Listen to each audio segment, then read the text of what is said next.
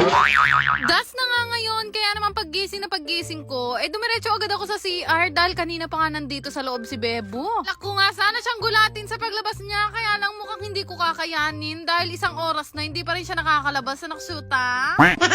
Maaga kami nagising ngayon dahil marami kaming pupuntahan, kaya naman nagluto na nga siya ng umagahan namin. Sobrang laki nga ng tiyan nitong si Bebo kapag ka binabakhag ko siya para ako naglilipat ng galon sa water dispenser.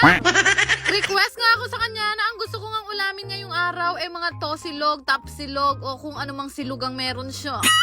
Dalawa lang naman kami dito sa bahay at tulungan talaga kami sa mga gawain. Kagaya niyan siya ang magluluto ng umagahan at kapag kahapunan naman, ako naman ang kikilos. Ay, lundas na nga ngayong araw. Marami-rami talaga kaming pupuntahan. Unahin na nga namin ang pamilya nga nitong si Bebo at saka na lang kami uuwi ng Pampanga maya-maya. Hapon naman naasikaso ko na rin yung mga bulaklak na dadalhin namin at mamaya na lang din kami dadaan sa bilihan ng kandila. Bilisan na nga lang ang ginawa kong pagligo at hindi na ako nakapag-video sa paggayak ko. Pero lan nyo naman yung Disney Princess. Hindi naman ako masyadong prepared, nakapagkulot pa ako.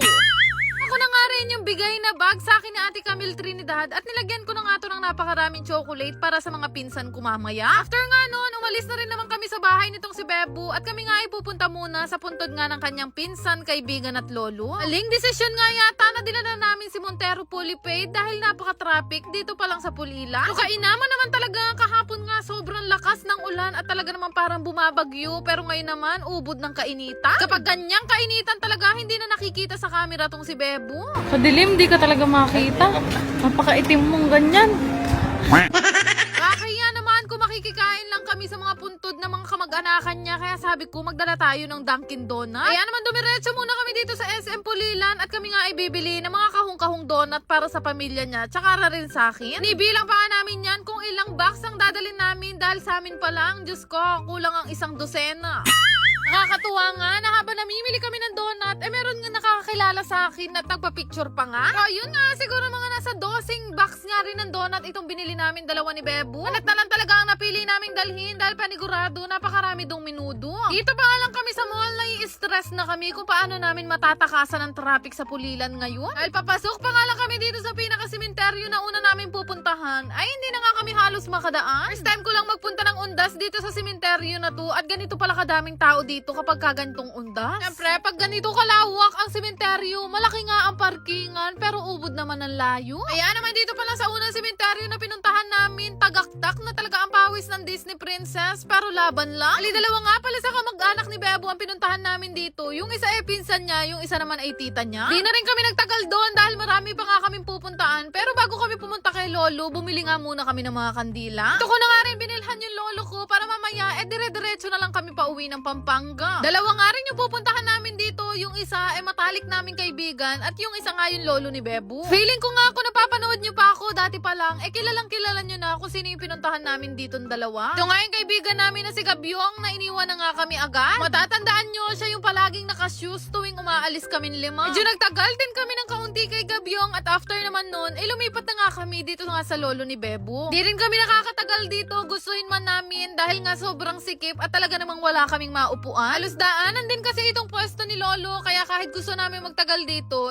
mahirap na dahil napakaraming ang tao. So, iba rin talaga ang paniniwala nating mga Katoliko kapag kaganitong undas. Talagang naaalala at pinupuntahan natin yung mga namayapa nating mahal sa buhay. Fast forward, nung makarating nga kami dito sa Bugay Farm, iniwan na nga namin si Montero Polypaid at itong NMAX na lang ang dadalhin namin papunta nga sa sementeryo. Ito naman na yung huling sementeryo na pupuntahan namin at doon na kami hanggang gabi dahil doon nga nakalibing yung lolo't pinsan ko. Pero as usual, kahit na nakasingle kami, talaga naman pahirapan pa rin sa pagpapark at napaka-traffic sa daan. At actually, nagbahon pa nga ako ng damit niyan para if ever man na ang hitin ako, meron akong pamalit.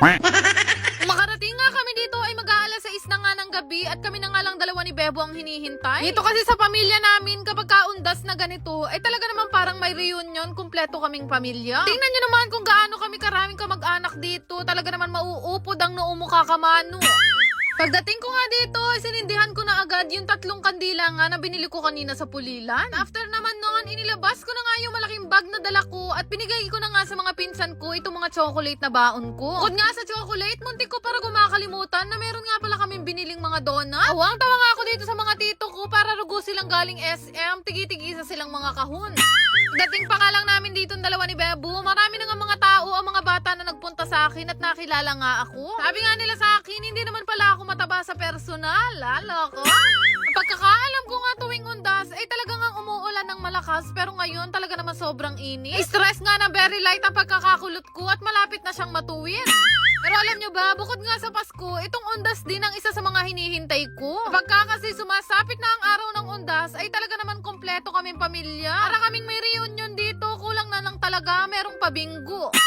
Tatandaan ko nga tuwing pumupunta kami sa ganitong sementeryo nung kabataan ko, ay talaga naman nangungutkot ako ng mga kandila. Ibebenta pa kasi namin yun pagkatapos, pero ngayon parang wala nang gumagawa. Dati kasi nireregla na ako, pero ganun pa rin ang gawain ko. Pero ngayon, ang mga bata, nakita mo, ang nagse-selfie o kaya nagti-tiktok sa harapan ng puntod, anak syuta.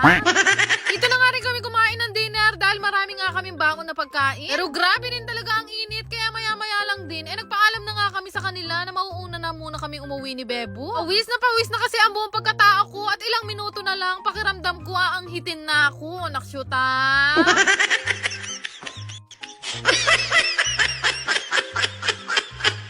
Yan lang naman. Salamat! 5,575!